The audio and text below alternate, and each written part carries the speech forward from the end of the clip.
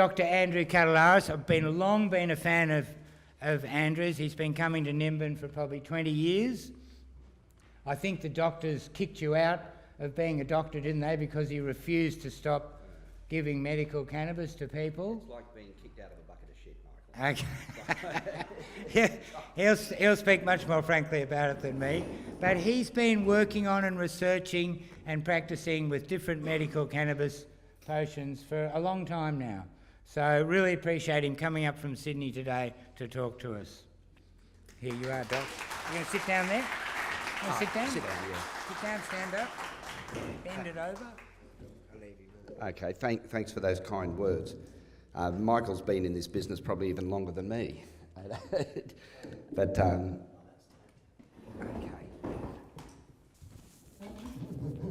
All right, no, that's fine. Someone had taped it down. No, that's fine, mate. Okay, are most people here patients or carers of medical cannabis? Okay. Listen, firstly, we're just going to give you an overview of the theoretical basis of cannabis therapeutics, and then we'll go on to more specific things about different methods of preparation and different conditions and things like that. You must have heard by now about the endocannabinoid system. Now, there's a lot of words and terminology, but none of it's very difficult. So I'll go through it in simple terms because in concept, it's a very simple system, although in practice, it's exceedingly subtle and complex. So in the talk, we're going to cover what is the endocannabinoid system, where it is, what it does, and how we can manipulate it to assist in the restoration of good health.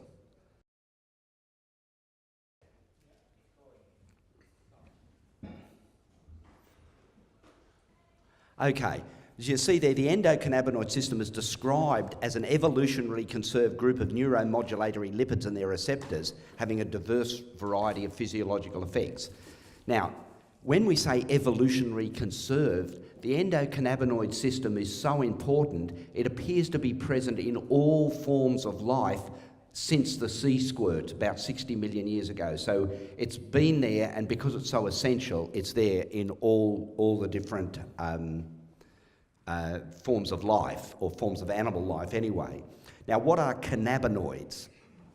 Cannabinoids, by definition, are chemicals that interact with cannabis receptors, and we'll talk about the receptors in a minute. But there's three types of cannabinoids. The endocannabinoids, remember endo just in medicine just means inside. Exo is outside and endo is inside. So endocannabinoids are cannabinoids that are made within the body and act within the body. So the endocannabinoids, there's two major ones, anandamide, which is arachidonyl glycerol, and arachidonyl ethanolamide. They're the body's own cannabis activity. The other ones, the plant or the phytocannabinoids, are the ones that you get from the cannabis plant. And as you'll come to see, they're actually made from terpenes. Terpenes are the smelly parts of nature. Almost anything you smell in nature, whether it's a rose or the herbs or pepper or anything like that, contains volatile compounds called terpenes. And the cannabis plant, and perhaps one or two other plants in creation, have learned to join the two terpenes together, and then that becomes a cannabinoid. So a cannabinoid is a diterpene. But that's a phytocannabinoid or a plant-based cannabinoid. And then there's synthetic cannabinoids, something like Win55, and now there's a whole alphabet of synthetic drugs. Now bear in mind that all these three types are very, very different chemically. They look nothing like each other chemically. The intrinsic or endocannabinoid anandamide is chemically completely distinct from plant-based cannabis, right? The only thing they share in common is their ability to interact with the cannabis receptors. Okay. All right, endocannabinoid receptors. Now, you've probably heard all about CB1 and CB2. That is a real simplification of the system. At the moment now, there's certainly a third, what they call a G protein coupled receptor. So there's at least 3 receptors, but it's likely there's going to be many more. It is a very complex system. And what I'll be giving you now is the current state of knowledge. And it's unlikely that this current state will remain constant for the next couple of years, and then we'll be dealing with a much better understanding of the system. So accept that what I say today is provisional and the current state of knowledge, but by no means the final state.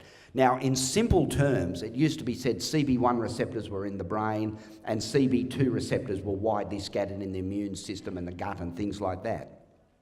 It used to be said that THC interacted with CB1 and CBD interacted with CB2 receptors.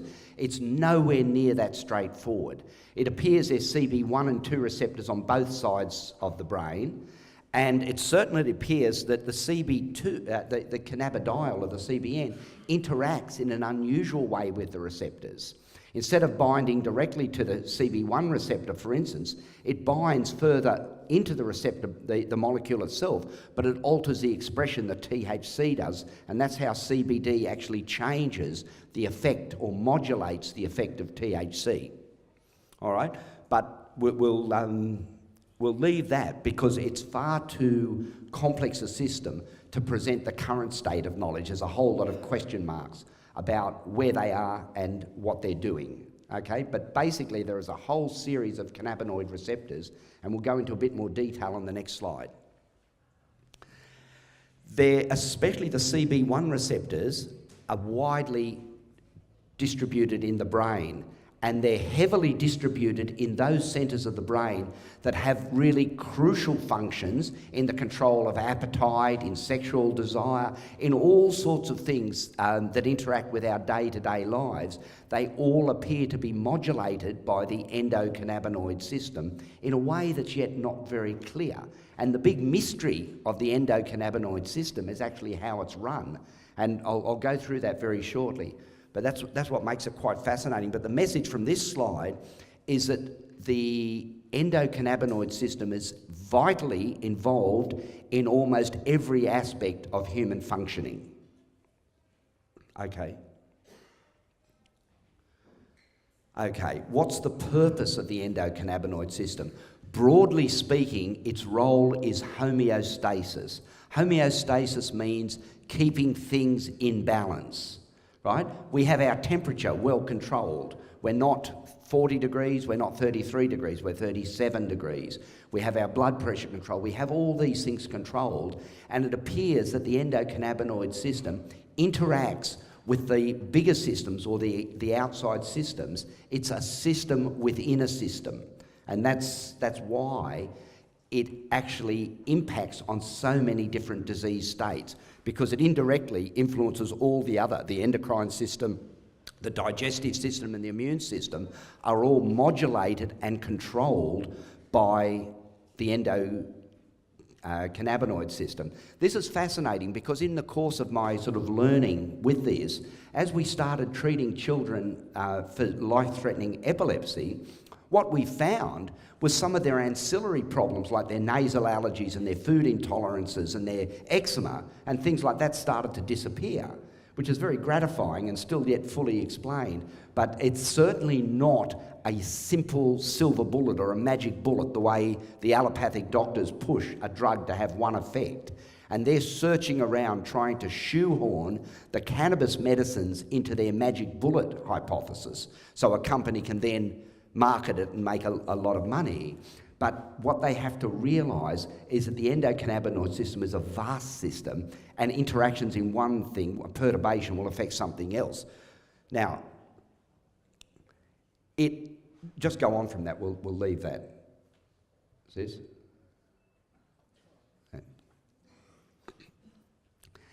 This is a diagram of a nerve. Now, just imagine the nerve, what they call presynaptic. The synapses, you might know, is where the nerves interact with each other, where the axon of the downcoming nerve interacts with the dendrite of the other one, and things flow. The normal way the physiology of the body works is this presynaptic, or the top part, the direction coming down like this, produces vesicles which contain neurotransmitters. Those neurotransmitters jump across the synaptic cleft to the postsynaptic bulb there, and they exert an effect. But what the endocannabinoid system does, I'll just get up and show you this. It actually starts at this end, and production of something else. So it's actually, the system is running backwards, right? It doesn't mean it always performs a negative function of damping things down. Equally, it can modulate things up. So the mystery with cannabis and the endocannabinoid system is how it works. Right? You've all heard of the endocrine system. The endocrine system out of our pituitary, which regulates our thyroid, our thymus, you know, the gonads, all these endocrine systems. Even though they're complicated, in principle, they're really simple, because we know when your thyroid hormone level goes up, a suppressor is generated in the brain, which then regulates down the thyroid, and the thing moves up and down between narrow limits. But the magic of the endocannabinoid system is no one really knows what's directing it.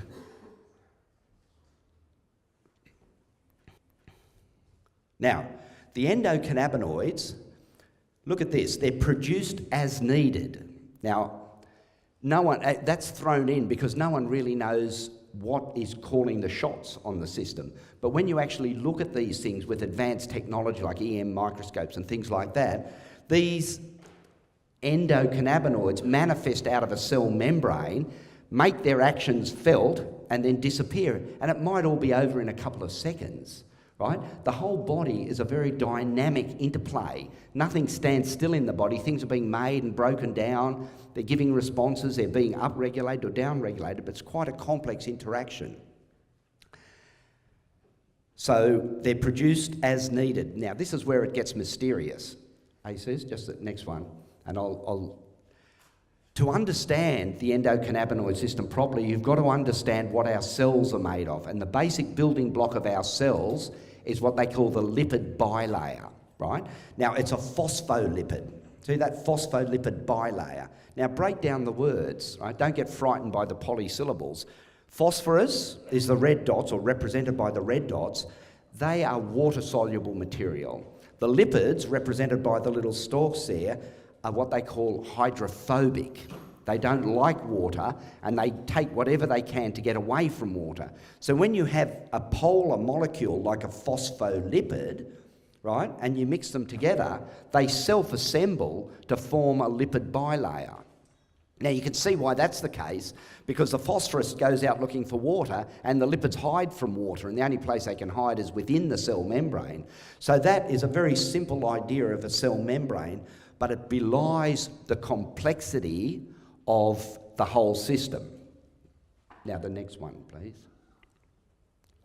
The membrane, in reality, looks a lot more like that than that simple diagram, and even this is a gross simplification. So when we talk about an endocannabinoid receptor, what we mean is a protein structure that lives on either side of the cell membrane and is normally associated with a channel that runs through the membrane. So say, for instance, it's activated, it may lead to an influx or an outflux of calcium or sodium or potassium or whatever that particular one regulates. But that's how the endocannabinoid system actually impacts on the body. The important thing, though, is where the anandamide comes from. And you're all aware that anandamide is the old Sanskrit word for bliss, right? It was named by I think Ralph Maturin, because it did appear to be a molecule that induced a profound sense of bliss. So that's how it got its name. But the fascinating thing about this, unlike, say, thyroid hormone, which is made in a gland, or testosterone or estrogen, which are made in the ovaries or the testes, we've got a discrete site. Here, the anandamide produces itself, apparently, out of the cell membrane when it's needed, right? But these are very, very mysterious things to say, because where is the intelligence? We're conditioned to think our intelligence is a result of our brain working as a whole, all those nerves together and all that learning, and that's what gives us ideas. But it appears in the endocannabinoid system, we have an example of cellular intelligence, right? It's very much like the analogy of a bee that knows how to build a hive and where to find flowers and how to direct and navigate without actually being told. The cells appear to have an intrinsic intelligence that can regulate their interaction with each other. And the endocannabinoid system, unlike the endocrine system, where an endocrine system will affect the whole body at once, the endocannabinoid system is exquisitely specific and it works one cell at a time, right? So it's not sending anandamide out to the whole body, it works locally on the next cell. Okay, so here's a little while ago, I think it was actually at a Mardi Gras, one of the American speakers introduced the concept of an endocannabinoid deficiency syndrome. And I must admit at the time I thought he was just being a bit clever, but the more we actually look at it, it does appear that a host of human diseases are the result of an endocannabinoid deficiency or an endocannabinoid dysfunction, right? Now, this is what you can do about it. There's no point in having a situation, but we can actually manipulate these things. The dietary intake of lipids influence the chemical makeup of your cell membrane. So say, for instance, you eat McDonald's hamburgers and Coca-Cola as your standard diet for 20 years. It's almost totally lacking in omega-3 and any of the better quality lipids. So when your cell membranes are made up, they can only be made up by what's put into the cake hole, as it were, and they end up with high levels of saturated fats. They're not fluid, electrically charged membranes, they're basically just saggy old bags. And from those cell membranes, if you don't have the right lipids in them, you can't manifest the right lipids out. So the diet and what you eat has a profound effect on the function of the endocannabinoid system, right? So lipid deficiencies, the key lipids, and we'll be talking about the sources of those key lipids, will have a profound effect on whether your endocannabinoid system works well. In the same way, if you're short of iodine or you're short of any other thing, that system won't work. Well, your endocannabinoid system runs on quality lipids, right? Not saturated trans fats. They just can't do it, right? Okay, hemp seed. I hope you've all had experience with hemp seed nutrition by now, because if you haven't, I'll spend the rest of the time here convincing you that you should, right? Australia and New Zealand are, just the next one, I think. Australia, the politics of the hemp seed. Australia and New Zealand are the only two countries on earth that have restrictions on the use of hemp seed as a human food, right? And the resistance in this country is profound. As long ago as 2002, our colleague Phil Warner put in application A360 to FSANZ, which is Food Standards Australia and New Zealand, to have hemp seed recognised as a novel food. But at that stage, Howard was Prime Minister and Abbott was Health Minister. No wonder we're so sick now. But they knocked it back. They wouldn't give it a consideration. Okay, I let the water settle for a little while, and in 2008, I made the next application, A1039. And a normal FSANZ application should be dealt with in 18 months. 6 years later, that's in February of this year, it came to the vote, and guess who voted it down? Yeah.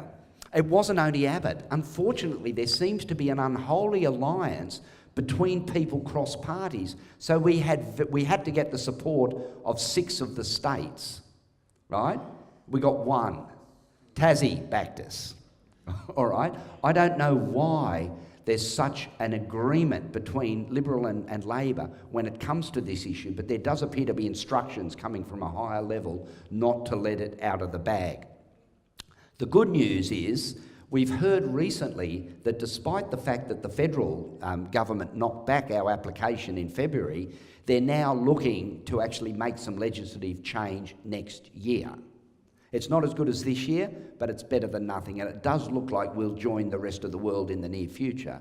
The reason why it's so important to get hemp industries going, the hemp seed industry going, is it because it facilitates the creation of hemp industries in this country.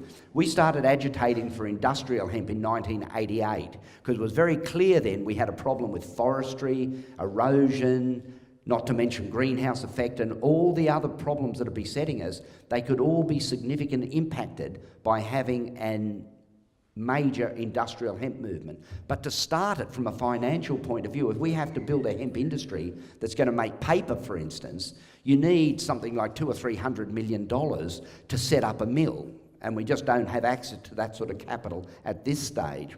So the critical thing was to get something modular, like a hemp seed industry. Now, with a hemp seed industry, a person can make a decent income from 10 or 20 hectares. So they don't need to raise huge amounts of capital to get the industry started. And then, using that as a priming for the pump, we can build up the area until we can actually do the large-scale industrial ones. So having hemp seed legislation is critical, because it would increase the number of farmers planting a very, very profitable crop. Yeah, anyway, there is a bit of light at the end of the tunnel, but it's a shame that we've had to actually dip down so far before the rest of the world for that to happen. Now, I'm going to talk briefly about, I'll just finish a little bit more on the hemp food. There's a lot of use of hemp seed oil at the moment, and people are taking it for its presumed nutritional benefits. And certainly it's a reasonably good oil, but it's not a practice that I actually advocate, right? And this is why.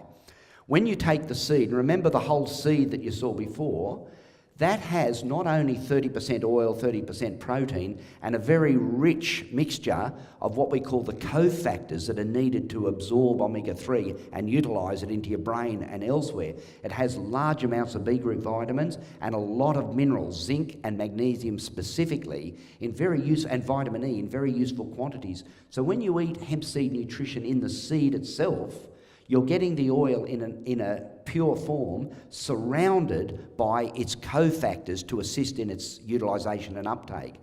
People started making hemp seed oil here because it wasn't permitted to eat the food, but it was allowed to be used topically. So the oil was actually forced into production by the laws at the time. Now, the problem with taking a seed and taking the oil to one side and leaving the protein cake on the other is you separate out the benefits of the plant, right? An oil that's taken away from its protein matrix very rapidly goes rancid. And the better the quality of the oil, whether it's chia or flax or hemp seed oil, they go rancid very, very quickly, in a matter of weeks, if they're not properly looked after. Whereas a seed has a shelf life at room temperature of a year and in the fridge of at least 2 years, right? So the purpose of not having oil as your primary intake of the hemp is that it's separated from its cofactors, and it's also very prone to rancidity. So you're doing yourself a disservice if you're taking hemp seed oil only and not hemp seed, especially in the form of smoothies or any other form of incorporating it into your diet. But certainly for children, we're encouraging the parents and the carers to make smoothies and getting the kids away from now what is fairly poisoned dairy products and moving them onto a much more nutritious and beneficial brain-building food. Okay, the types of cannabis. We're going to talk about various methods of extraction and various administrations. Thanks, Sis. Okay, I suppose everyone here is aware of the differences, of the appearance of the differences between indica and sativa. No. Okay, all right. Basically, and I don't want to get into an argument about how to classify cannabis, because every now and then someone comes up with a new scheme and all the rest of it. This is simple, but it's practical, right? As a rule, the indica plants, as you can see over there on the far right, are little squat plants that produce short, thick stems with short palmate leaves, whereas the sativa tends to be a lot more rangy and high growing. The usual explanation for the effects is they say that the indica has a sedating or a body stone and the sativa has a stimulating or a head stone. There's some truth in that, but it really is a matter of individual usage, and it's also influenced by the dose. But there are perceptible differences in the psychotropic effect of an indica and sativa, and often in therapeutics, when it's available, it's usually recommended that you may take a sativa drug during the day and an indica drug at night, right? So you can manipulate the differences of effects. There's been a lot of attempts at explanations as to why these things are different. Some people give the explanation that the indica may have some CBD in it. That's probably not true on the current population of Australian cannabis.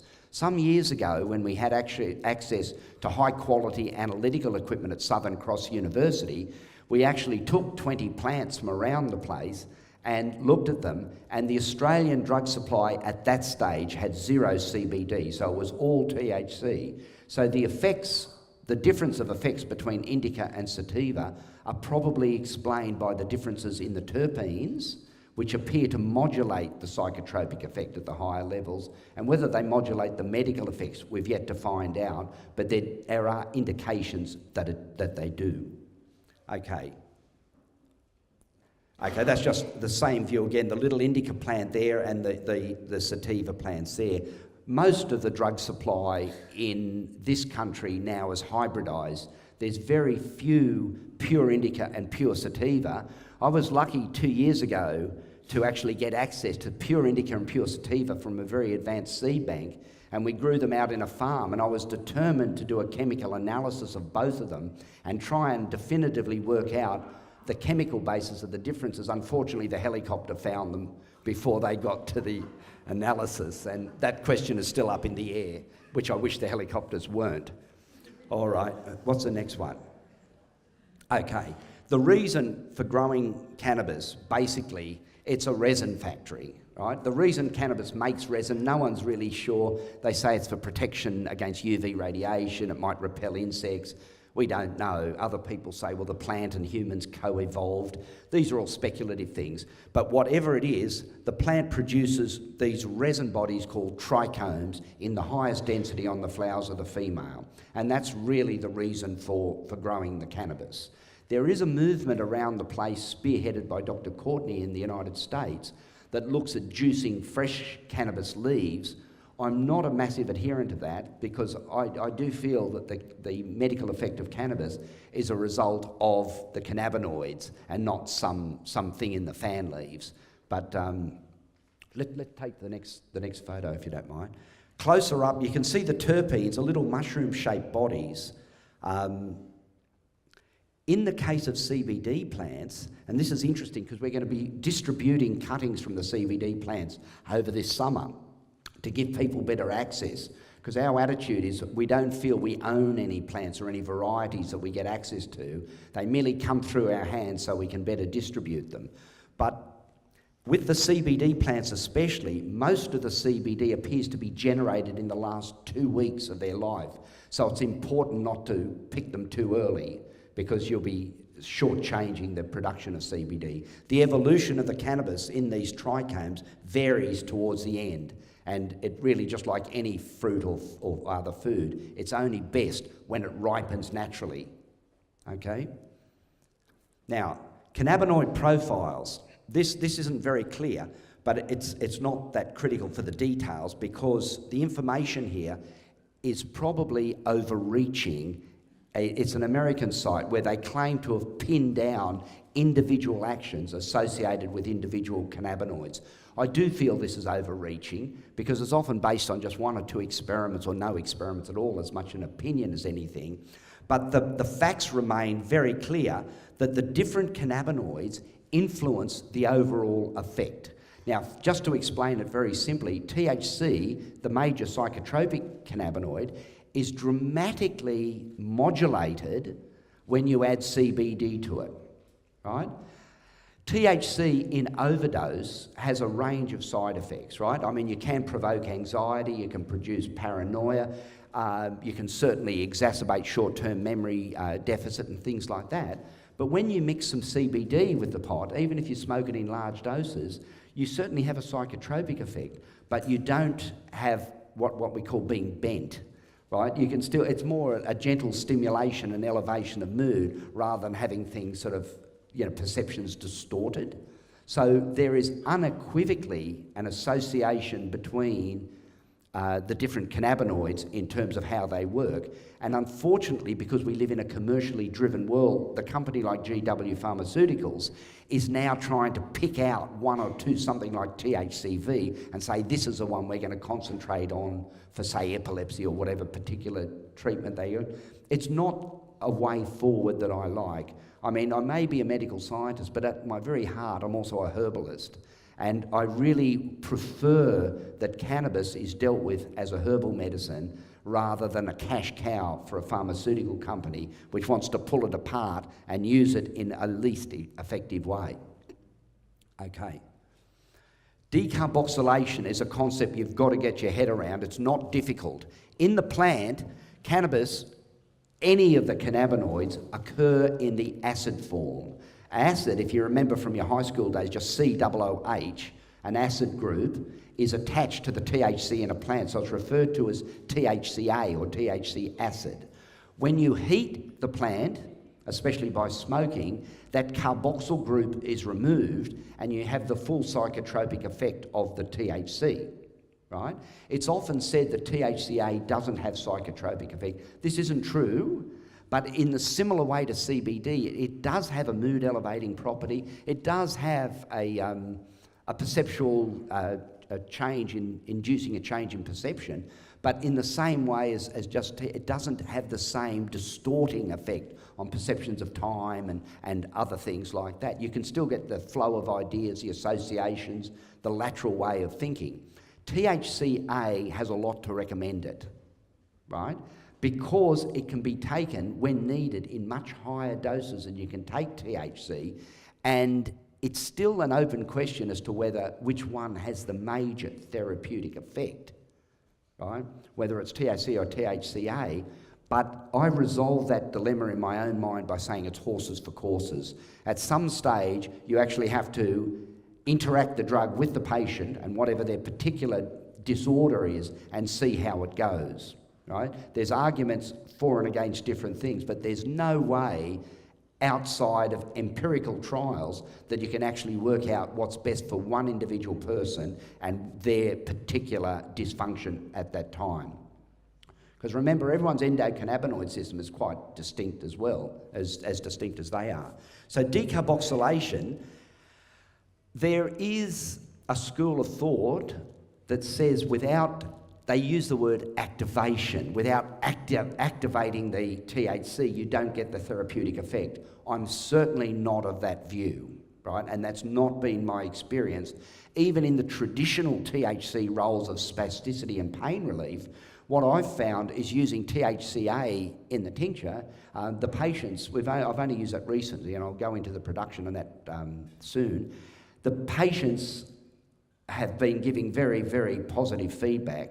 So don't give up on THCA. I think there's a lot of therapeutic activity with very much fewer problems that you can get with high-dose THC therapy. Okay, terpenes.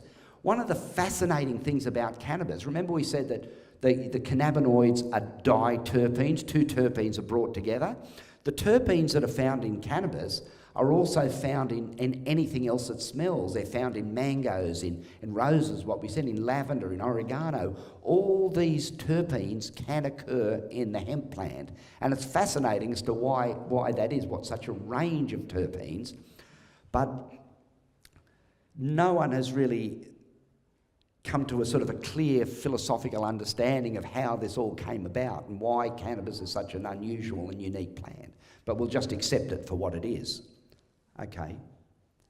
Now, even though I said I see myself basically as a herbal doctor, I'm still scientifically literate and I still appreciate the need for detailed scientific inquiry and a rational approach to what we do. Now, there's several different ways of measuring cannabis. In the old days, by that I mean about the 1800s, and cannabis was widely used then in the old days, they used to give blocks of hash to beagle dogs and count how many times they fell over as a measure of how potent the hash was. That was called a bioassay, right?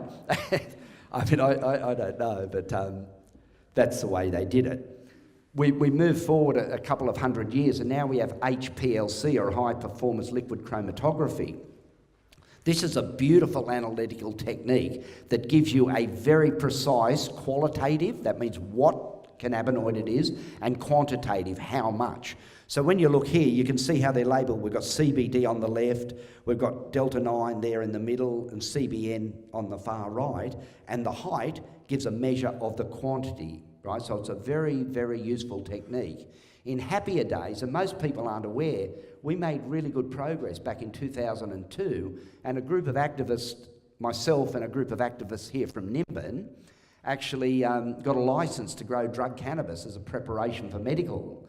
And we had a wonderful grow shed over at Corindi, and we had Southern Cross University working on doing our analysis, and everything was looking really rosy, and Mr Carr's government seemed to have pulled the plug on that, and we've gone nowhere since. Unfortunately, the current government is of the same view. I've tried for 3 years to get Sydney Uni to do an analysis on the medicine that I'm using on sick children, and after 3 years of constant nagging, I'd have to say constant nagging, they finally rang me up 2 months ago and said, we're ready to do your samples, bring them in. So on the next train, I was there with a briefcase full of samples, but unfortunately, Kerry Chant, the chief, or the person imitating the Chief Health Officer in New South Wales, specifically prohibited Sydney Uni from doing any of the analysis from anyone that's not working within the system. And that's actually a bit of a blow. Kerry Chant was the same person that came up to Lismore and tried to sell the idea of fluoridating the water. So you can see where she's up to scientifically. Hey, Sis? Okay. When you don't have HPLC, we come back 70 years ago to what we call thin layer chromatography. Now, this is the sort of access we've got now for testing, and as you can see, it's a little more imprecise, I suppose, and what we've got here is only semi-quantitative. It does very accurately set out, you can see the THC dots, you can see which of the plants have CBD, because each of the different ones migrate through different, through the medium or along the paper at different rates depending on their weight and their charge. It's a reasonable thing. If you want to take a herb and get an idea approximately of what its THC and CBD ratio is, you can use thin layer chromatography. And what I say, that in the kingdom of the blind, the one-eyed man's king, right? It's better to have TLC than nothing, although it's a long way from having a proper HPLC set up. And the fact that there's a going HPLC machine at Sydney Uni from which we're excluded is a source of ongoing anger for me, and something that won't be resolved until it's resolved in our favour. Okay. All right, methods of extraction. Now listen, at the moment, cannabis chemistry is more like cannabis cookery, and everyone's got their own particular view of how to do it, and nothing I say today can be considered definitive or the last word on the subject, right? This is a learning experience for everyone, and holding dogma excessively hard is as counterproductive as being completely ignorant, right? We get dogma all the time, oh, THC is good, CBD is not good, oh, it must be decarboxylated, it must be this, or you must do that. There's a whole lot of stipulations that aren't really they're not really based on a solid factual basis. So what I'm saying now is just what we're doing at the moment, right? And as the science develops and as we get access to better analysis, that can guide us in what we do. Okay. Now, that is that's a pound of cannabis bought from the Sydney markets. It's 22%. It was a good cannabis, very, very carefully trimmed, but that cost the poor patient nearly $4,000, right? And on top of a serious illness, the cost of black market cannabis can be prohibitive. Okay, next. The famous solvent extraction to make oil. Now, firstly, this isn't a new procedure by any means. And I think it was someone up here last year that actually found an article in the Australian newspaper from 1857, which gave a recipe for making hemp oil, which is not widely different from the recipe we're currently using. So it's really back to the future. Remember, in the 1800s, the main drugs for pain and things are opium and cannabis, right? And yeah, cannabis oil was widely used with a range of conditions. Now, I'll just go back to that one if you don't mind. There's a few issues with the oil, right? Because it depends what solvent you use. And there's the supporters have their views on whether you should use alcohol or isopropyl or shellite or what else, acetone. most of the solvents are adequate in terms of their extraction, and the big issue in people's minds are the residual solvents, right? And the argument is because alcohol is theoretically a potable product, it's better to use the alcohol than the isopropyl or the hexane. Now, there's some merit in that argument, but the problem is when people do alcohol extractions carelessly, right, you can bring out a lot from the plant that's not cannabinoids. Remember, we just want cannabinoids, but alcohol is water and lipid soluble, so it brings out a lot of water soluble things. It dissolves a lot of the plant waxes, and I've been shown oils that people go, oh, here's my oil, and this thick, disgusting black tar comes out, and you really wonder how they can expect to get better on that sort of preparation.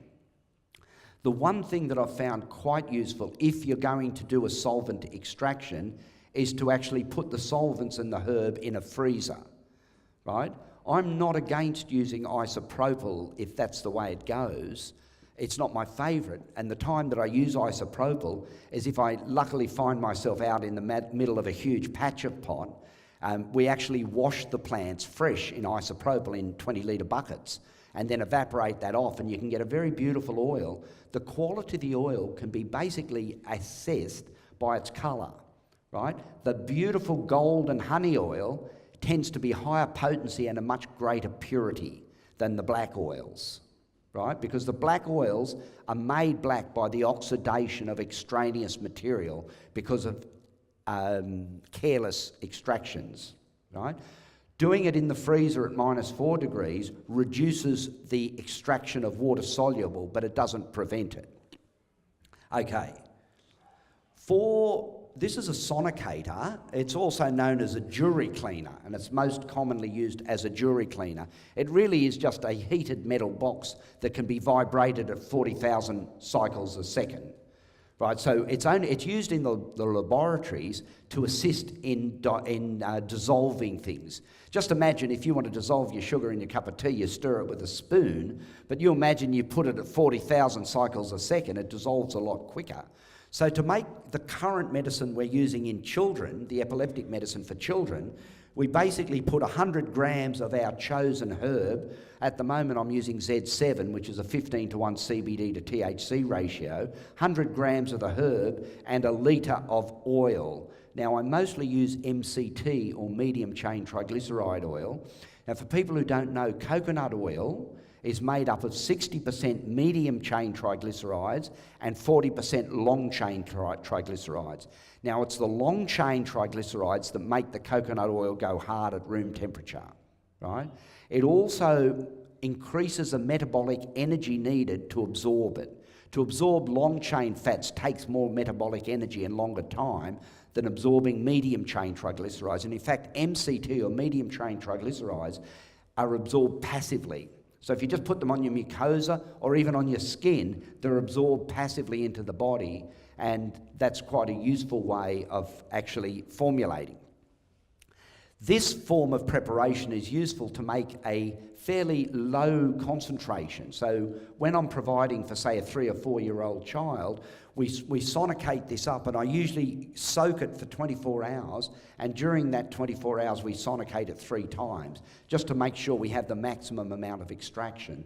The beauty of doing it this way, compared to solvents, is very little extraneous stuff actually comes out, because the water-soluble things aren't soluble in the oil like they are in the alcohol. So you end up with a fairly pure extraction, and we've actually verified this by analysis that was conducted overseas.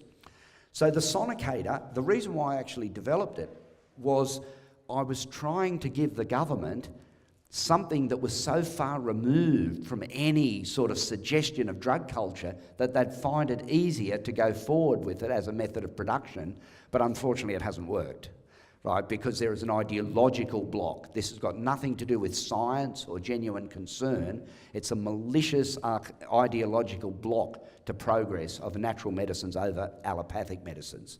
Okay. All right, the other way is a dry ice resin extraction. Now, I'm a bit of a Johnny-come-lately on this one. Even though it was all over the internet, I hadn't heard about it till about 6 months ago when someone someone actually brought a bag and says, "You've got to see this, Andrew." I have to say I was pleasantly amazed at the dry ice extraction. Right? Now, there are a few provisos. Is everyone here familiar with that, or will I go through it? No, okay. Look, you basically use bubble bags, which are basically just some form of plastic bag with a membrane underneath of a known grid width. And they vary from 23 microns up to about 120 microns. And the idea is you get the pellets of dry ice, which are at minus 80 degrees, and you put a carpet of the dry ice down the bottom of the bag, and then a carpet of trimmed dry bud. And I was told it works on fresh bud. It definitely doesn't, or it doesn't work very well, so don't waste your time with that. Carefully trimmed dry bud, and then another carpet of dry ice. You leave it to chill down to minus 80, and then you simply agitate it, shake it up and down onto a hard glass surface, preferably. And the golden resin, those trichomes that you saw, comes fluttering down into a beautiful golden... Let's look at the next one. What size, Andrew? Well, it depends. I'll show you. It depends what you want, right? I mean, there's a degree of conceit in the United States where some people will only do 23 micron hash. You know, it's what we do. I generally use about 45 because it's the best. You can also you start at the small one and you go up. And as you extract, it goes from a beautiful golden colour, which is just the trichomes, but as you start to break up the plant itself, then it turns green, and you know you've passed the best. Right? For our medical work, we use 45 because we're getting most and not getting too much leaf material. So it's a trade-off between quality and quantity, basically. 23, you'll get a tiny amount of the best. 45, you'll get a fair bit of good, and at higher than that, you get a lot of leaf thrown in. So it's just a balance. Can you judge it by weight? So can you shake until you get your correct weight and you know that you've got your... No, because it depends how you agitate it. You can end up with leaf in it just by going too long, even in a fine bag. What we do, we basically scalp it to get the trichome, so we don't agitate too hard, just scalp it, take the best, and then you may use what's left in a solvent extraction or a butane extraction, right? So say you've got a particularly sensitive child that you don't want to have anywhere near a solvent, you use that for them, and you use that for either topical use or an adult, right? So that way you don't have to be too quantitative about it. You're just taking the best, but using the rest. Okay, resin is fantastic. I'm a fan. Few provisos there. If the herb is not very good, right, and by that I mean if it's significantly less than, say, 10% of total cannabinoids, you'll get a very disappointing result, because unlike solvents, it won't pull the cannabinoids out of the leaf material. It'll only physically remove the trichomes. So unless you've got really good bud, really heavily resonated bud, it's not worth doing this. You'll be disappointed. Okay, so it's not a universal application, and like I said before, you can do it both ways. You can take the resin for a particular sort of medicine and then use the rest. You can use the rest in your biscuit making, for instance, so you don't have to waste anything. It's just a way of separating it out physically. Okay, methods of administration. Now, basically, you can eat it, you can smoke it, you can, what we do, the back door, or you can do it topically. Now, of ingestion, it can either be mucosal or gastric, and there's a few sequelae of how you ingest it as to what actually happens, right? If you're eating it, when you eat something, it goes through your stomach, through the intestine, and then it's picked up by the portal circulation and it goes through the liver. When cannabis, or THC specifically, goes through the liver, remember it's delta-9 THC, the body hydroxylates in it, and it becomes 11-hydroxy-THC, which actually has more of a psychotropic effect than delta-9, and a psychotropic effect that is of longer duration than delta-9. So that explains that explains why eating it is more likely to lead to a green out or to an unexpected sort of exaggerated response down the track. There is a delay, sometimes up to 2 hours, between the intake and the effect, and that makes it hard to titrate.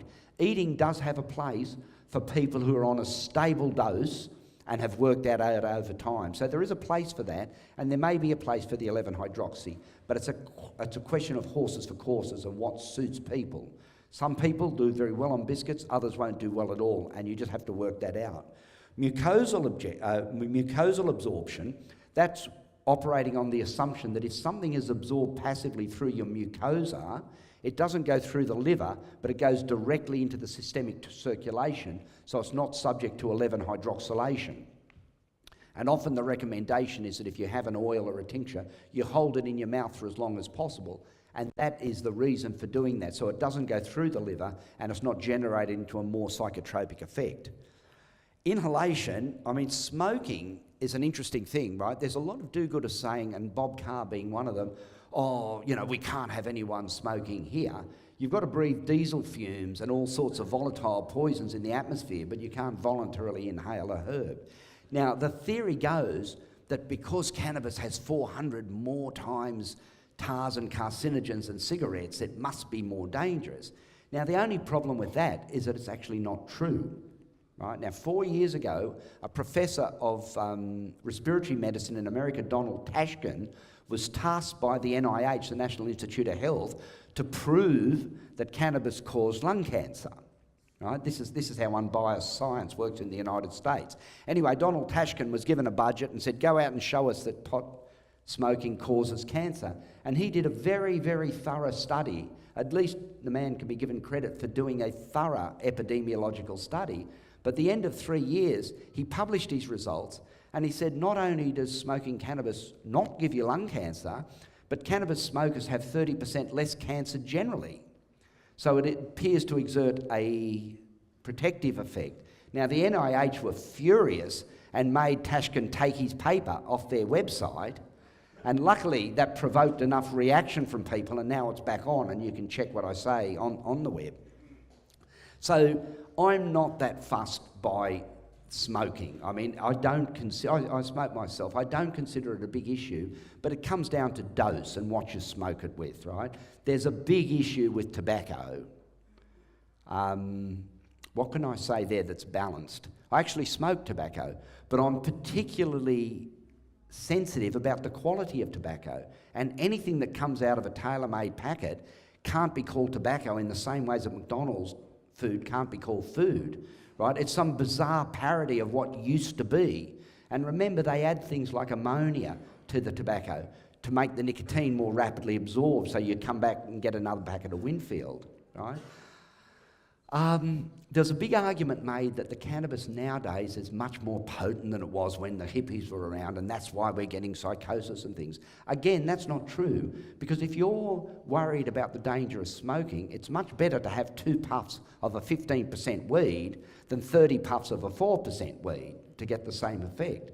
So high quality pot, smoking through a reasonable device, or smoking even through a cigarette in small quantities, is not dangerous. It's certainly associated with a bit of a redness of your mucosa, but it certainly doesn't have any long-term effects either on cancer itself, lung cancer, or on emphysema, right? There's no clear association of cannabis smoking and emphysema. Okay, now the different methods of suppositories. Oh no, sorry, vaping. We're up to vaping. So smoking may have a place. Its advantages are the rapid onset and the ability to titrate. So say you're dealing with a spasm situation or a pain situation, you can sit there and draw on your cigarette until that goes away, and you can titrate your dose, and that's a very useful strategy. Vaporising, there has been an explosion of vaporising technology over the last couple of years, and there's some really... When we started experimenting with vaporising about 15 years ago, I mean, looking back at the things we did, they look sort of comical now. We used to get soldering irons and stick them into glass jars and things like that. They worked, but compared to volcanoes and vape pens and things like that now, we're really looking at the horse and buggy days in our vaporising. There's a lot to be said for vaporisation, right? Both in the vaporising of the herb and the vaporising of the concentrates like bubble or oil or anything like that. There's a lot to be said for it. It's a convenient method, Right? With some of the small portable vape pens, you can actually use it in public, even in buildings and sitting at restaurant tables without it being too obvious and without there being any smell. So for people that rely or need frequent administration, having a little pocket vape pen and some high quality oil is a very viable way to go. It's also very much more bioavailable. Now, each of these methods is associated with different amount of bioavailability. By that I mean, of the ingested dose, how much of that ends up in your bloodstream. Now with eating, it can be as low as 10%. So 90% of the herb that you eat doesn't actually get into your bloodstream. With vaporising, it can be 3 times that. So if you're dealing with a problem with finances and things like that, there can be an efficiency associated with vaporising. But having said that, some people may prefer the oral effect, and it really does come down to people finding out what suits their particular condition.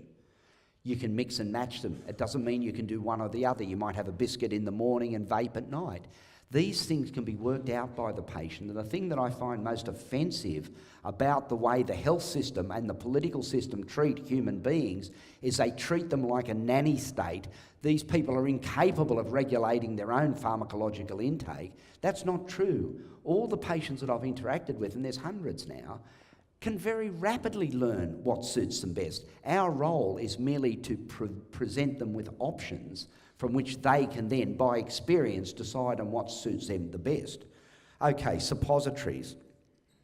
There's a place for suppositories, and the theory was based basically on the fact that the first few inches of the rectum aren't drained through the portal circulation, so the theory goes you can give relatively large doses without there being a disabling psychotropic effect. That's what the literature says. In practice, that's not quite true, and I've had a few patients green out quite significantly, even with suppository administration.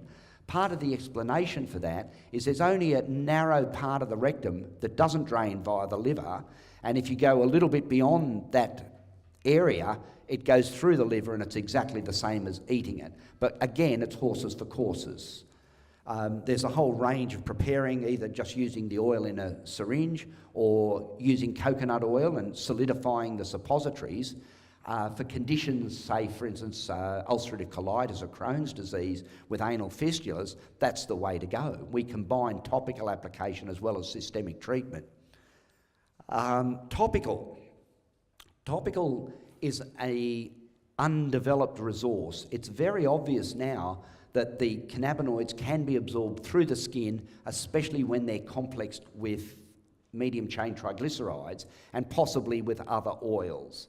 I've certainly experimented with olive oil, but I just find it a little heavier than the MCT, and I don't think it's absorbed quite as well. So we're going with the MCT at the moment. Now, in my practice, I've used topicals as an emergency intervention in a seizing child where an oral administration isn't possible, and we've only been in that situation where we were actually hands-on while it was happening a couple of times, but it did seem to be like a worthwhile endeavour. The next situation that I found myself in is treating very young children with very, very advanced cancers. And it's been a real problem with any of these methods in actually getting enough cannabis into the child to make a difference. And at the sort of doses that we feel may be necessary for a cancer response, the amount of gastric intolerance and just difficulty of actually eating that much is quite high. And it has been a problem with the last few, especially the little children that are a bit fussy, and well, I suppose it's just a big ask. If anyone's tried to eat a raw bud or a piece of cannabis, it's not a particularly flavoursome thing in its oral form. The next paediatric cancer patient that comes my way will probably be treated by an intensive topical regime. We'll produce the cannabis in equal blends of THC and CBD and give them daily or bi-daily whole body massages. So I'd be very interested to see how that works, because I do feel we can give fairly large doses in a relatively innocuous way, and at the same time having the physical contact with the patient, which I think is an important part of their overall healing. Okay. No. All right.